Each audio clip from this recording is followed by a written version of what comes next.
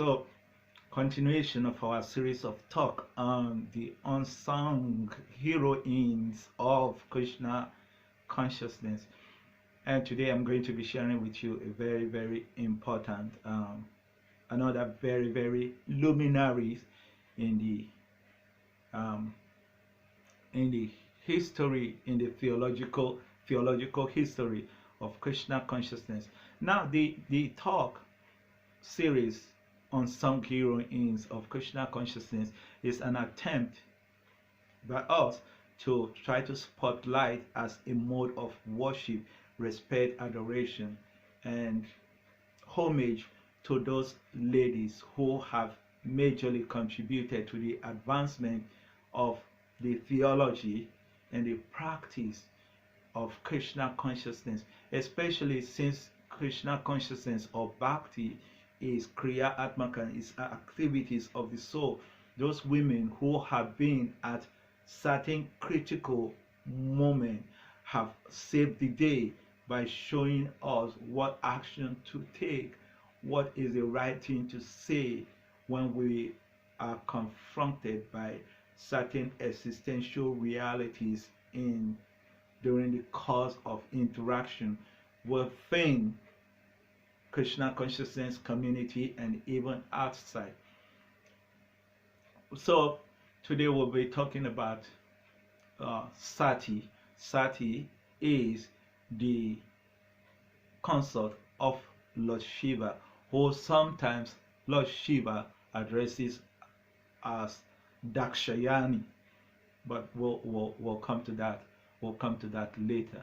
But first, I want to quickly say and make a very important request. What we're about to share with each other does not in any way encourage suicide. One, suicide is the most abominable of practically offense that one can commit against oneself, and it's really atheistic. It is condemned by the secular society, but even more so within the Krishna consciousness community. So what we are about to share does not in any way endorse or encourage by any stretch of imagination suicide, nor does it encourage and must not be an attempt to take someone else's life or to inflict bodily harm on somebody else, because these are not activities of a Vaishnava, these are not activities of a devotee. Although as we share this, as we discuss, and we'll see some of these elements there, but that is not endorsed by us, and that is not to be practiced in any way. So no suicide and no homicide. What to even speak of homicide, a devotee must not under any circumstance inflict a bodily harm on any living entity. The devotee practices ahimsa, and this is very important for anyone who really wants to reap the harvest of chanting the Hare Krishna, Krishna Krishna, Hare Hare, Hare Rama, Rama Rama, Hare Hare, the Mahamantra. One who wants to really reap the harvest of that must have on his neck, so he never forget, Jiva Doya, kindness, compassion, mercy to other living entities. So he performs 3 types of ahimsas: non-violence, non-violence of action, non-violence of words, non-violence of thought. So this is a devotee. So this talk does not in any way encourage suicide or homicide, or even in the slightest any form of bodily harm inflicted by the devotee on anybody. So quickly, so Lord Shiva's consort is Sati, and Sati is the daughter of Prajapati. Prajapati means progenitor.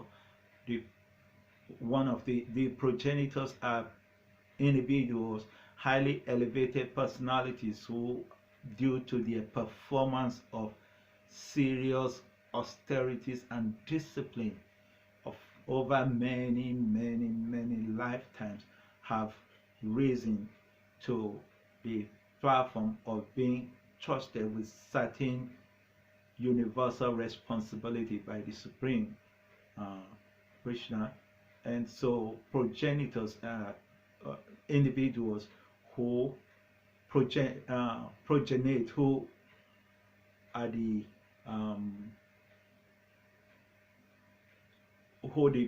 the humankind are descendants of these progenitors. So one of such personality is Daksha. So Daksha has risen to this point by dint of his performance of austerity and act of devotion and all of that, to being a very important prajapati, progenitor.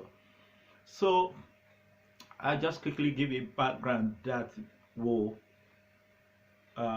act as a launch, a backdrop to what we are about to share. So once Daksha was performing a sacrifice, just a quick history of Lord Shiva and Daksha.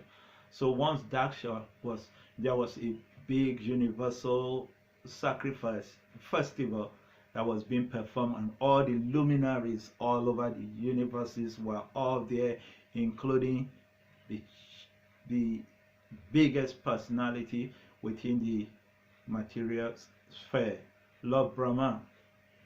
So Lord Shiva, all the big demigods were there. And Daksha, the Prajapati Daksha, walked in. And as he walked in, the whole place was illuminated, bright, as if the sun god himself had just walked in. Such was his bodily luster, such was his aura, that everywhere was just so dazzling bright. And as he walked in, everyone rose up. All the principal demigods and sages and rishis and munis presently all rose up and offered their respect, rose up from their seat to, I mean, his presence was just so overwhelming.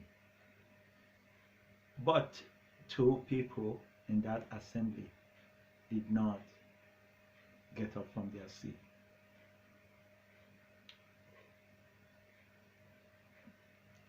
And one was Lord Brahma, and one was Lord Shiva. Well, Lord Brahma, because he is the topmost person planet, and Daksha is one of the descendants of Brahma, so he's the chief person. Lord Brahma, as we say, Guru Brahma or Guru Vishnu. Also, he is the guru of the universe. So Daksha could understand that. So that was acceptable to him. But Lord Shiva also is actually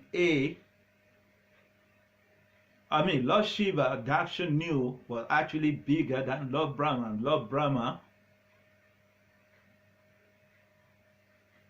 worships, relishes the acceptance of the remnants of offering to Lord Shiva. Such is the position of Lord Shiva.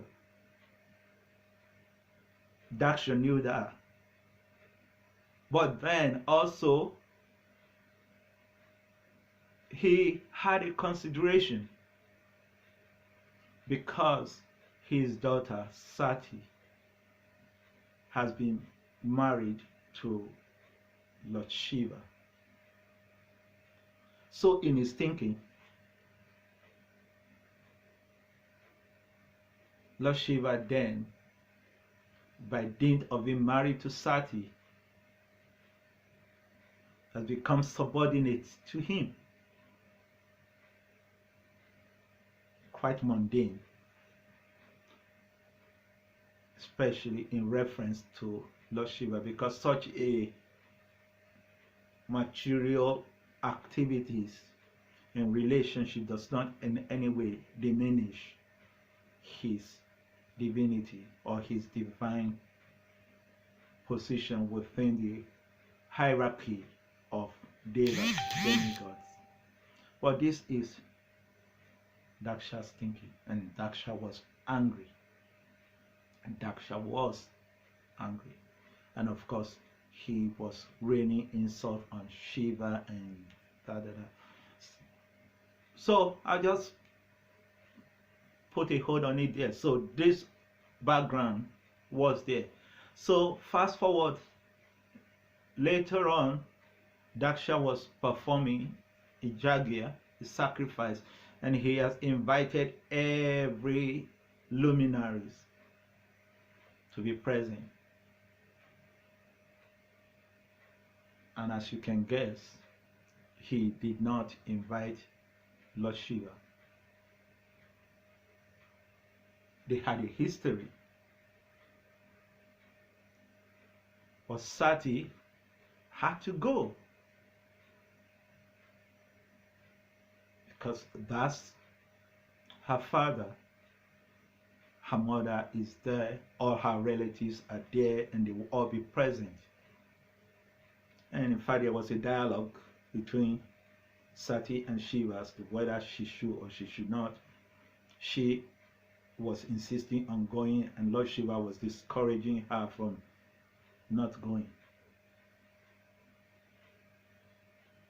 Not for any reason against Daksha. He just foresaw, even if nothing would happen, he knew Daksha and he knew Sati would be disrespected, and he wouldn't want her subjected to that. Anyway, long story short, Sati went to the function, and then as she arrived there, her mother, her sisters, and all the great sages, riches, monies who had been invited by her father Daksha, they were all there. Now they all knew about her connection to Lord Shiva. So she was a highly, highly venerated personality. I just want us to pay attention to certain subtle elements that are there in this discussion, because what we're trying to do is to spotlight the activities of these women in the theological history of Krishna consciousness as to how they conducted themselves and the gift that they had given us as an example to follow in a very unprecedented way when we are in a situation of critical mass and in a dilemma where a specific decision has to be taken, but we may have different encumbrances due to sentiment, due to different reasons. But what we must do in such circumstance or in those circumstances. So everyone knew who she was and her position. So everyone was offering her pardon me. But because they were all afraid of Daksha due to their previous experience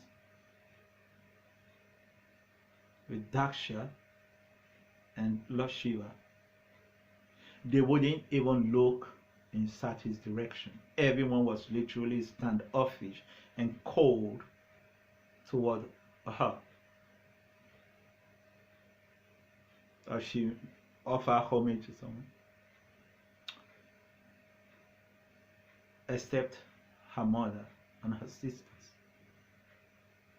Then her father, who was the host for the occasion, when she offered her respect and homage, he wouldn't even respond, nor give her any attention.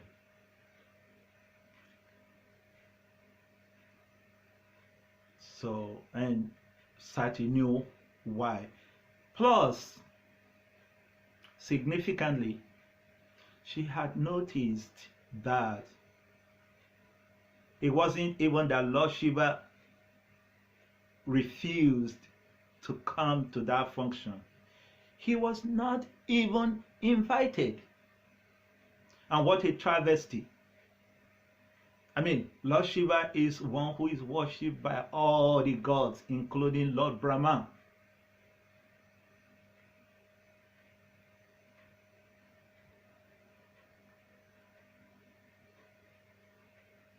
He was not invited.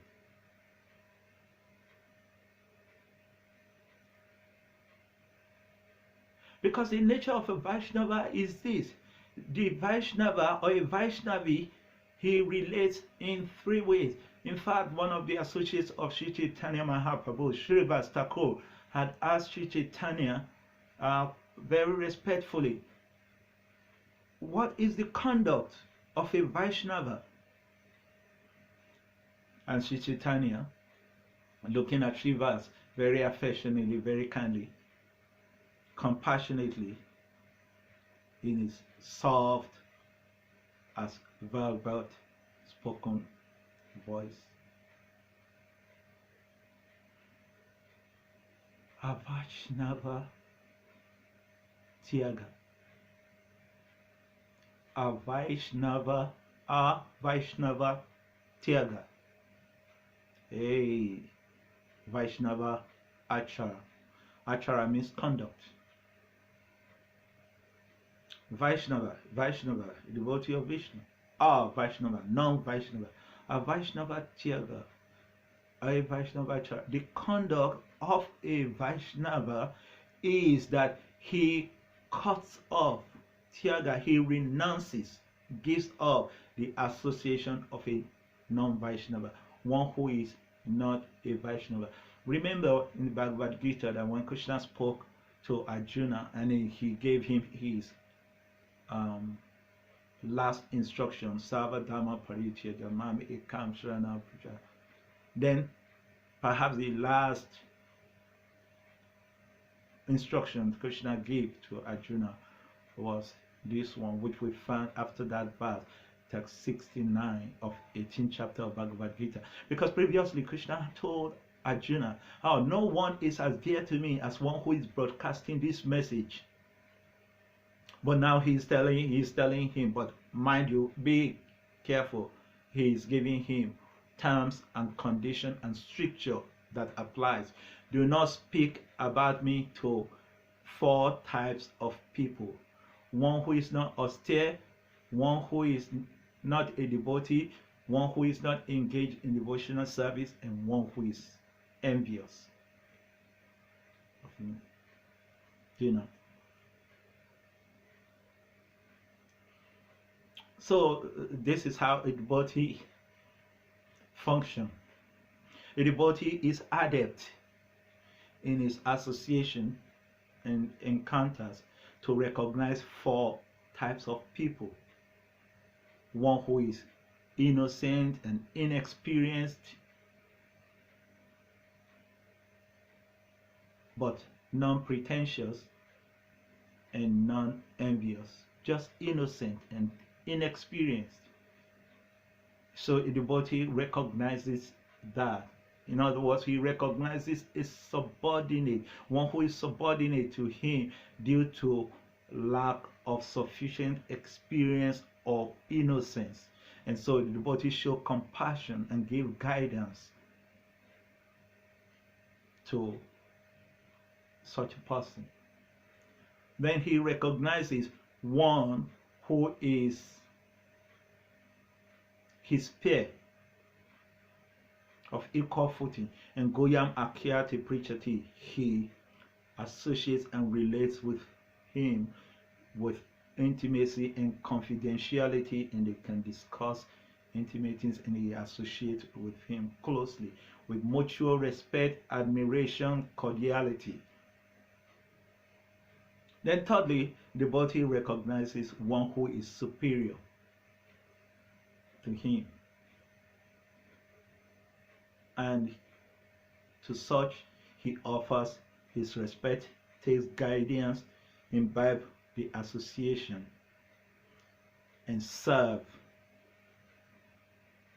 Then fourth person, one who is envious. Wherever you go, wherever you are, in every situation, devotee, there will always be these four classes of people, and devotee is adept at recognizing them because it's important. It's like the map. It's like the mapping of how to navigate his social and spiritual intercourse. So the fourth is one who is envious, and the word is upeksha. Ksha, to cut off. Upa, limbs. No intimacy with such person, because they actually to be cut off.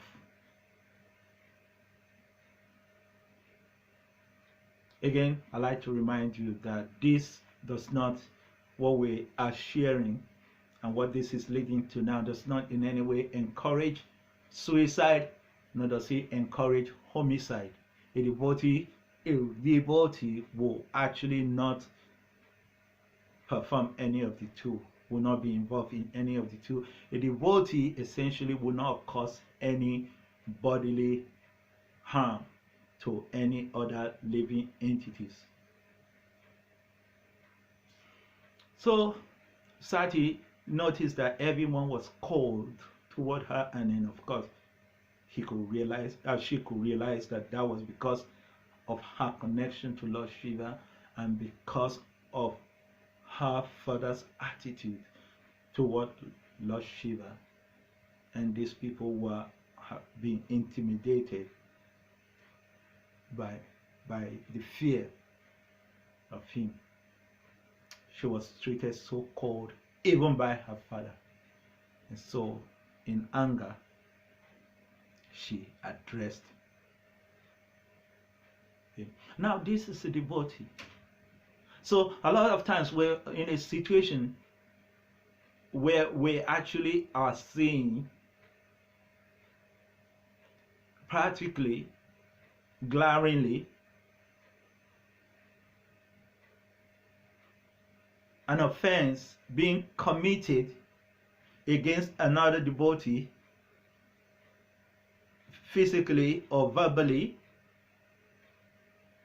and sometimes we're just overwhelmed by our attachment, either by our attachment to the individual that is the perpetrator, or by just our veneration, or what I call the halo effect. It's such a grand, great person, and we're just so sentimentally attached to that we can't bring this up or take action. And so we are turned in a state of cognitive dissonance. We knew this is wrong, but at the same time we can't call this person out, and we can't even take action. We can't, and so we're just in a state of dilemma.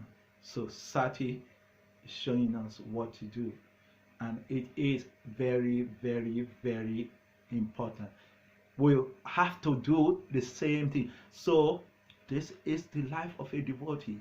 Teaching by example. Achara. So Daksha is one of the biggest personality. I mean, the father-in-law of Lord Shiva, one of the prajapatis.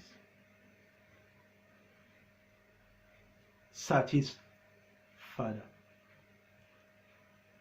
So then Sati was angry and she's addressing Daksha. How impudent Daksha, her father, was.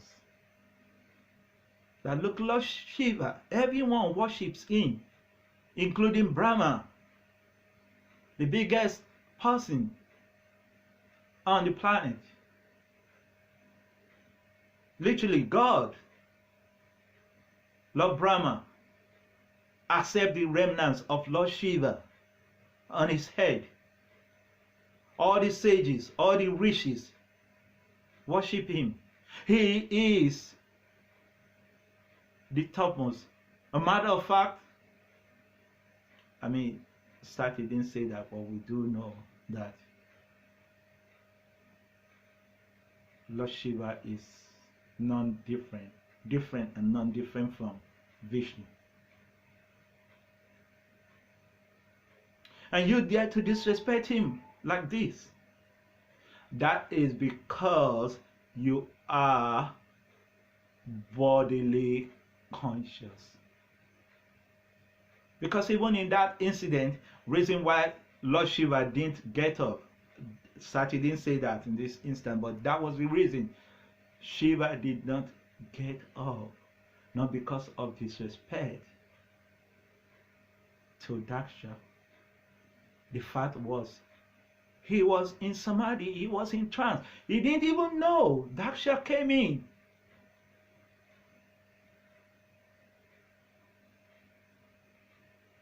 Therefore, even while Daksha was throwing all the expletives at him, he didn't hear. Only his servant Nandishwara heard it and of course reacted. He was oblivious. Lord Shiva, always in trance. Anyway, so Sati then said, this is a great travesty, and I feel very embarrassed, very ashamed that I am connected to you by virtue of birth through this body. Matter of fact, every time that Shiva calls me Dakshayani, meaning the daughter of Daksha, I feel immediately morose and sad and embarrassed, knowing that that reminded me of my connection to you.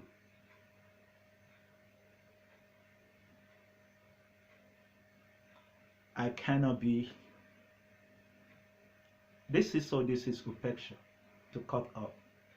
And so, then she's telling him, and this is, I want us to pay attention to this, as I've said repeatedly. This does not in any way encourage homicide or suicide. A devotee is that person who is compassionate and loving and tolerant.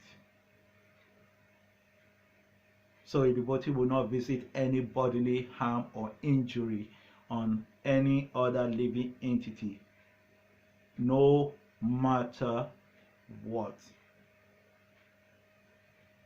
No, neither should a devotee commit suicide. Anyway, so Lord Sati is quoting to Daksha, says, you know, the Shastra enjoins that when one is in this type of situation connected to an offender of a great devotee, who is even a great devotee? Of a devotee of any sort, actually. What to speak of a great, highly elevated devotee? One is connected to such a person,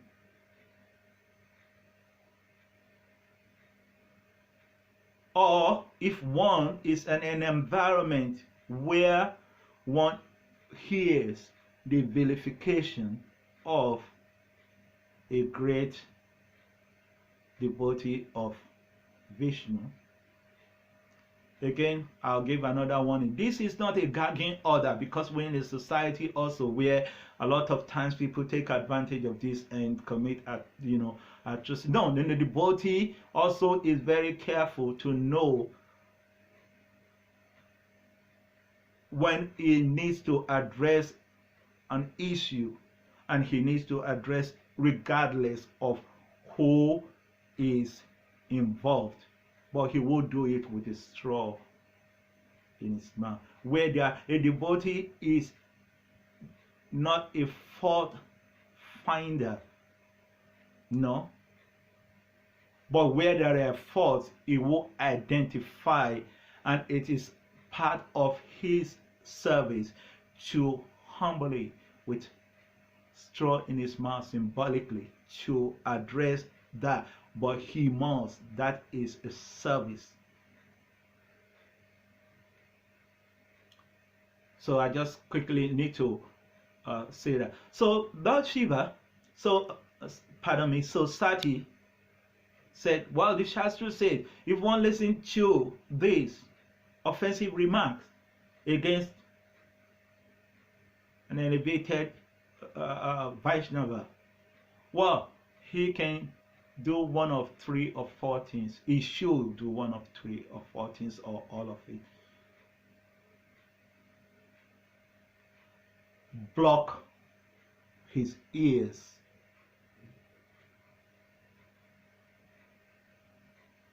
Or if he is or she is strong enough to grab that offender and cut off his tongue. But this is a no-go area. The devotee, I repeat, does not inflict any bodily injury or harm. Not the devotee, regardless. And this also we are going to see in what Sati did. Or thirdly,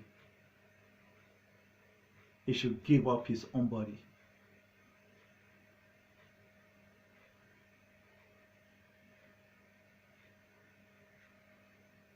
So Sati chose the option.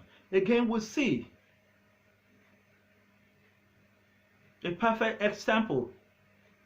But she is a woman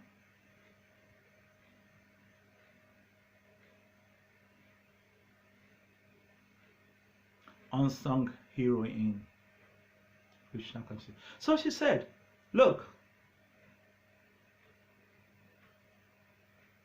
this is the body that connected me to you, and I'm going to give up that body. This which connects me to you, who is such an offender. So there and then she sat down. Again, see how elevated she is. She knew. She was a yogini, accomplished Krishna conscious person. So the Srimad Bhagavatam tells us how she sat down and then she brought her life force up, mix it with her intelligence into her heart, and to the top. And then now she proceeded to meditate and focus on the fiery element in her body, and then invoke that fire from within, the fiery element in her body. Mind you, our bodies are made up of Bhumi, Apona, Lovari. earth, water, fire, air, and ether. So she invoked the fiery element from her body, and then she was immolated. The fire consumed her, so she gave up her body this way, for the reason of being connected by virtue of that body to such an offender against a Vaishnava.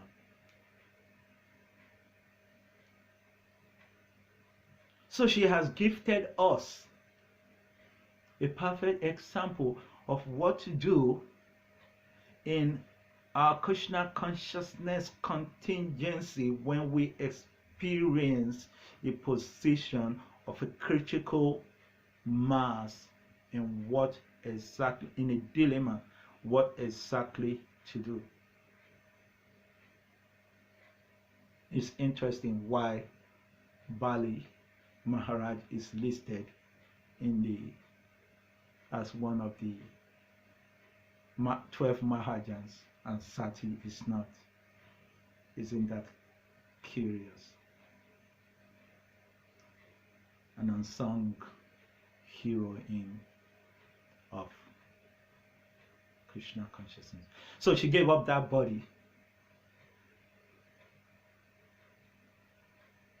because that body is the link between her and this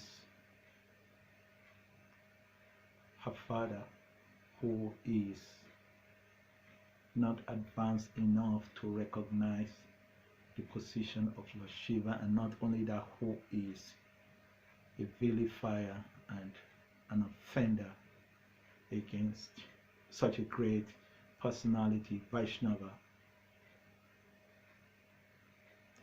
Lord Shiva.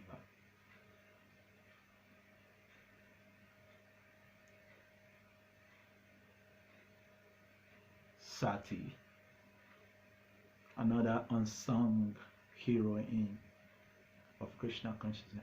Unsung because she's see, Bali Maharaj was listed as one of the 12 Mahajans in principle because he expressed the same mood.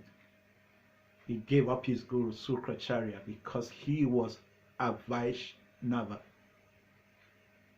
And every time we always only just cite Bali's example. But this is Sati, wife of Lord Shiva. Quite unsung. So this is an amazing. Maybe we have to expand the list of the Mahajans. Hare Krishna.